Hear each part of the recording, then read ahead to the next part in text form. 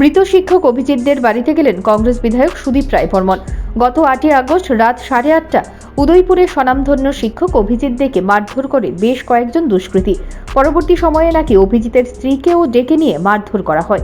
গত 10ই আগস্ট অভিজিৎ দে জিবি হাসপাতালে মৃত্যুর মুখে ঢলে পড়েন। মঙ্গলবার কংগ্রেস দলের বিধায়ক সুদীপ রায় বর্মন মৃত অভিজিৎদের বাড়িতে ছুটে গেলেন। সঙ্গে ছিলেন গোমতী জেলার কংগ্রেস সভাপতি টিটন পাল সহ দলীয় নেতৃত্বরা। সেখানে বিধায়ক সুদীপ রায় বর্মন মৃত অভিজিৎদের স্ত্রীর সঙ্গে সেদিনের এই ঘটনা সম্পর্কে অবহিত হন। পরে সাংবাদিকদের সামনে বিধায়ক বলেন, সারা রাজ্যে একটা অরাজকতা চলছে। মিথ্যা অভিযোগে টাকার বিনিময়ে অভিজিৎকে খুন করা হয়েছে বলে অভিমত ব্যক্ত করেন বিধায়ক অভিযোগ করে বলেন, পুলিশ একজনকে গ্রেপ্তার করলেও কেন তাকে পুলিশ রিমান্ডে আনা হলো না? আগামী দিনে তিনি পুলিশের কাছে এই সব বিষয়ে কৈফিয়ত চাইবেন।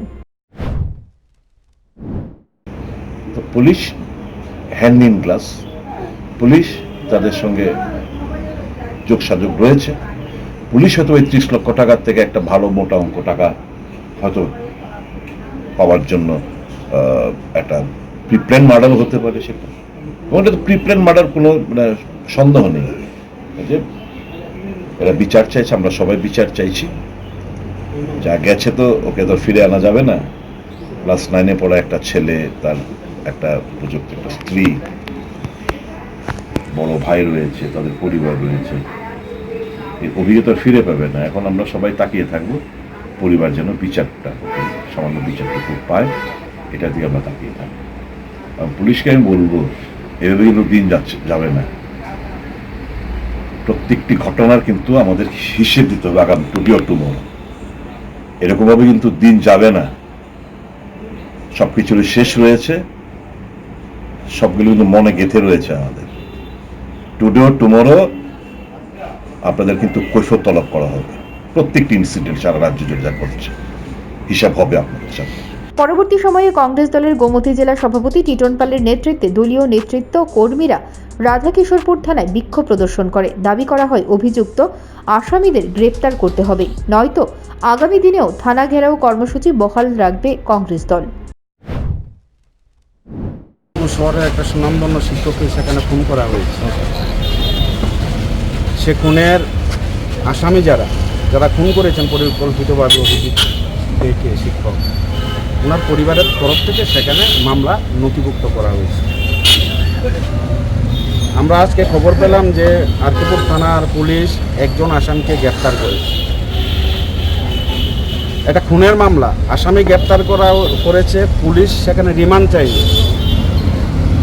এটা কেমন কথা? পুলিশ রিমান্ড চাইনি, খবর পেলাম কোর্ট থেকে 14 দিনের জন্য সেখানে জেলে সেখানে পাঠিয়ে দিয়েছে। সেটা তো উচিত ছিল যে পুলিশ সেখানে রিমান্ড চাবে, তাকে জিজ্ঞাসাবাদ করলে নিশ্চয়ই সেখানে যারা খুনের জড়িত তার সত্যতা সেখানে বেরিয়ে আসবে। আমরা তদন্তের সেখানে একটা গভীর সেখানে ষড়যন্ত্র সেখানে দেখতে পাচ্ছি। মামলাকে সেখানে হালকা করার জন্য, খুনিকে বাঁচানোর জন্য একটা পরিকল্পনা সেখানে চলছে। আমরা সেখানে জেলা কংগ্রেস সেখানে পরিষ্কারভাবে আমরা এসেছি। আমরা জাস্ট সেখানে আজকে বিক্ষোভ দেখালাম। আমাদের ইচ্ছা ছিল বড়বাবুর সাথে সেখানে কথা বলবো, আমাদের বক্তব্য রাখবো ওনার কাছে। উনি সেখানে প্রশাসনের কাজে সেখানে থানা বাইরে আছেন, সেকেন্ড অফিসারও বাইরে আছেন। এখন যিনি চার্জে আছেন ওনাকে পরিষ্কার সেখানে আমরা বলেছি, তদন্তের কোনো গাফিলতি নয়, যারা দুষ্কৃতকারী তাদেরকে অবিলম্বে সেখানে গ্রেপ্তার করতে হবে। যদি গ্রেপ্তার করা না হয়, আজকে শুধু আমাদের এখানে বিক্ষোভ না, আমরা উদয়পুর মহকুমা সেখানে বন্ধ রাখতে সেখানে বাধ্য হব। আমরা নজর রাখছি পুলিশ কি প্রক্রিয়া সেখানে তদন্ত করছে। আমরা চাই মূল আসামিরা সেখানে গ্রেপ্তার হোক। আমাদের কাছে খবর রয়েছে মূল যে অভিযুক্ত, সে অভিযুক্ত এখনও সেখানে এলাকার মধ্যে সেখানে অবস্থান করছে। Bureau report, news prime Tripura.